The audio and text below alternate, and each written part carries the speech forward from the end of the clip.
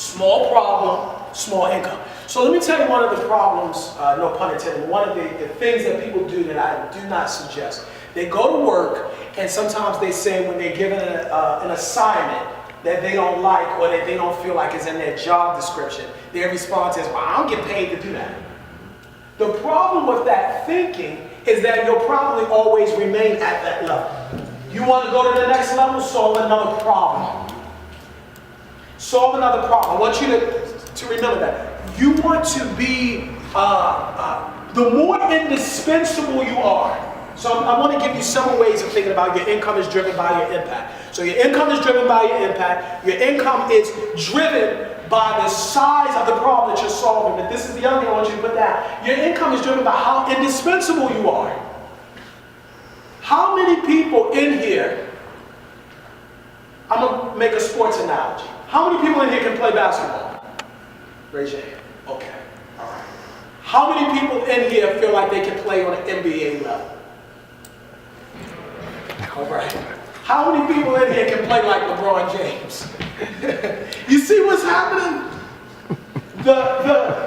Because he's more indispensable, his income is higher. There are very few people who are going to play on a professional team. There's fewer that's going to play on the NBA, which is the highest level position. There's even fewer that's going to play at the all-star level. And then, I'll just throw my opinion in there. There's only one King James, all right? And nobody plays like him. And because of that, because he is indispensable, his income is driven by that. Nobody just gives people money. They are solving a problem. They're indispensable. They're making an impact, whether you agree with it or not. And I've heard people make comments, well, they aren't really doing anything that's really that important. All they're doing is taking a ball up and down the court. No. Maybe. No. Even if that's the case, I still don't think you should look at it that way. Even if all they are doing is taking a ball up and down the court, 50 million, 60 million, 70 million, 80 million people are watching. The All-Star weekend this weekend, there were tens upon tens and tens of millions of people that watched this. Maybe even over 100 million worldwide. So even if it is what you consider a menial task, the impact is related to how many people are affected by what they do. Write this down, to play to your strengths. So many of us do not play to our strengths. We end up in careers that we really have no, remember the circles we talked about before? I'm going to do this quickly because I think it's the 3 circles: skills, passions, strengths, which is the same as your gifts. This is where you want to be, at the intersection. This is what I do well, where I'm skilled at and where my strengths come in. I need to be in a career where my strengths and my skills align, and then hopefully my passions align. Willie Sutton, the famous bank robber, they asked him later on in his life, why did you rob banks? He said, that's where the money's at. And you have to ask yourself, where's your money? When people say that someone makes money, that's really not true. Nobody, well, some people are, but you shouldn't be doing it. You don't go in your backyard and print money. The only people that print money is what? The U.S. Mint. What you are doing is when people say they're making money, when Mark Zuckerberg is now worth 60, 70 billion, however much he's worth, with Jeff Bezos, 100 billion, it is not that he is making the money. All that's happening is that the money is being redistributed. It's going out of someone's pocket to theirs. So the question is, where's my money? All of us have gifts that are in us. For many of us, they're locked because we have not used them. And the question is, what do I do well? How do I get to my money? How do I get to the thing that unlocks where I make the impact? When I do that, then I will find that the money will flow to me rather than me chasing it. People talk about they're on a paper chase. Why would you be on a chase for something that if you can unlock it?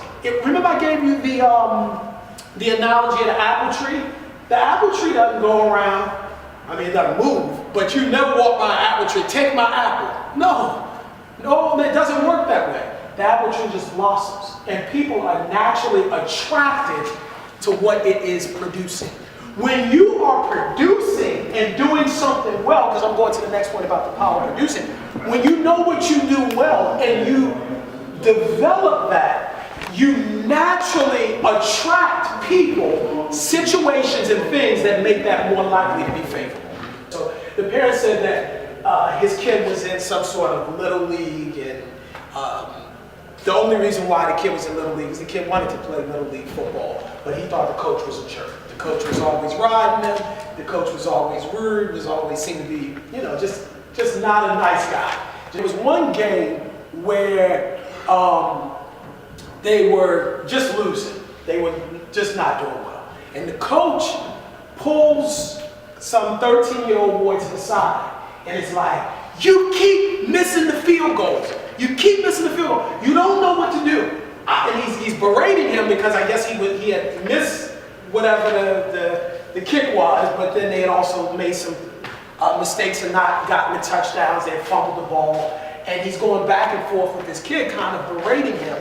And he says to the kid, why are you losing?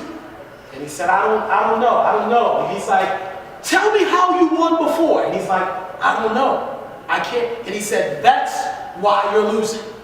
And the parent, even though he did not like the coach, he said he got something very powerful in that moment. What the coach was really trying to tell the young man was that the reason why you are losing now is because you don't even know how you were winning before. See, sometimes we've had results in our lives and we don't know how we got those results. And so while it's important, and I hear a lot of people teach, you need to know why you lost. Yes, but you also need to know why you won. Because sometimes you don't even know why you won. You just won. You just had a success. But how can you expect to duplicate something that you aren't clear of how you did it before?